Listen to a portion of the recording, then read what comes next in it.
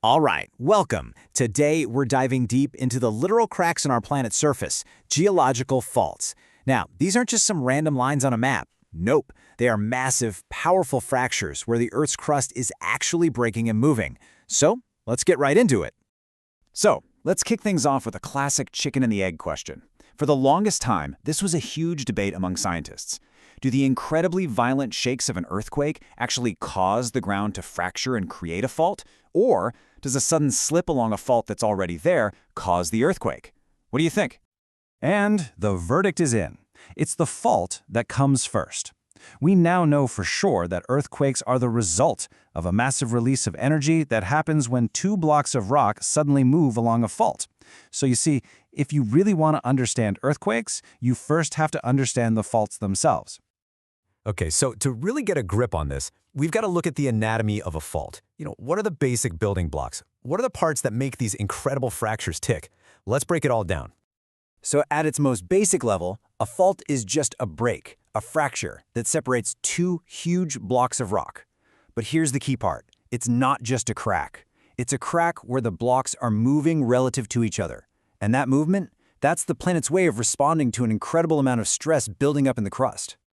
And the surface where all this action happens, where those two giant blocks of rock are grinding past each other, that's what we call the fault plane. You can kind of picture it as the interface, the literal surface of the fracture, where all that amazing energy gets focused and eventually let loose. Now, check this out. You might be wondering where these kind of weird names come from. Hanging wall, footwall. Well, they actually come from old school mining. Imagine a miner, way back in the day, digging a tunnel along a fault. The block of rock over their head, where they could hang their lantern, that's the hanging wall. And the block of rock under their feet, you guessed it, the footwall. It's a really simple, clever way to keep track of which side is which. Okay, so we've got our two blocks and the plane they move on. But how exactly do they move? Well, it all depends on the type of stress the rock is under. And that brings us to the three main categories. The three main moves a fault can make. It really boils down to three basic kinds of stress from our planet's tectonic plates. You've got tensional stress, which is basically pulling the crust apart. Then you've got compressional stress, which is squeezing it all together. And finally, you have shear stress, which is where blocks just slide horizontally right past each other. Each one of these stresses creates a totally different kind of fault. So let's start with tension. What happens when the crust is being pulled apart, when it's being stretched? That's when you get what geologists call normal faults. This little table lays it out perfectly. The tensional stress pulls the rock apart, and, well, gravity pretty much does the rest. That hanging wall, the block on top, it just slides down relative to the footwall. And the result of all that movement, the Earth's crust in that area actually gets stretched out. It gets longer. And that's really the big idea here. If you ever see a normal fault, you are looking at stone-cold evidence that the crust in that area has been or is currently being stretched apart. A great example is the Great Rift Valley in Africa. Just remember this simple rule. Normal faults mean things are lengthening. Okay, let's completely flip the script. What happens when the crust isn't being pulled apart but squeezed together? Well, that compressional stress creates what we call reverse and thrust faults. When you put the squeeze on the crust, you get the exact opposite result. The hanging wall gets pushed up and over the footwall. This causes the crust to actually shorten and get thicker. Now, a special kind of reverse fault is a thrust fault. That's just when the fault plane is at a really low, shallow angle, usually less than 45 degrees. And the result of all this is massive.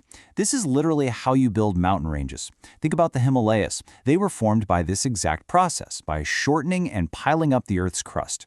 So, if normal faults are all about stretching, thrust faults are all about shortening. All right, finally, we have our third major type. And this one has nothing to do with up and down movement at all. Strike-slip faults are all about that shear stress, where the blocks of rock are just sliding horizontally past each other. So how do you tell them apart? It's actually really simple. Just imagine you're standing on one side of the fault, looking across to the other side. If the block on the far side has moved to your right, it's a right lateral fault. If it's moved to your left, it's a left lateral fault. Easy, right? And the most famous example of all? California's San Andreas Fault. That's a classic right lateral strike-slip fault. Okay. So that's the geology. But so what? Why does any of this actually matter outside of a science class? Well, because these breaking points have huge, real-world impacts on our lives and everything we build. One of the most dramatic things you can actually see is something called a fault scarp. When a normal or reverse fault moves and it breaks all the way to the surface, it can create this sudden step or cliff in the landscape. This is the fault making itself visible, a brand new offset in the ground that just wasn't there before the earthquake. And for engineers, oh man, faults are a massive, massive concern. Think about it. The rock in a fault zone is all crushed up and weak, which makes for a terrible foundation if you're trying to build a bridge or a power plant. If you're building a dam, a fault is like a built-in leak. Even worse, that leaking water can lubricate the fault, making it more likely to slip again. This crushed-up rock, which geologists sometimes call gouge, it just creates all kinds of instability. So it turns out that solid ground we're always talking about isn't quite so solid after all, is it? It's this incredibly dynamic system of massive blocks, all under constant stress, defined by these breaking points. And knowing where those breaking points are and how they work isn't just an academic exercise. It's absolutely essential for building a safer world on what is, for sure, a very restless planet. So I'll leave you with this.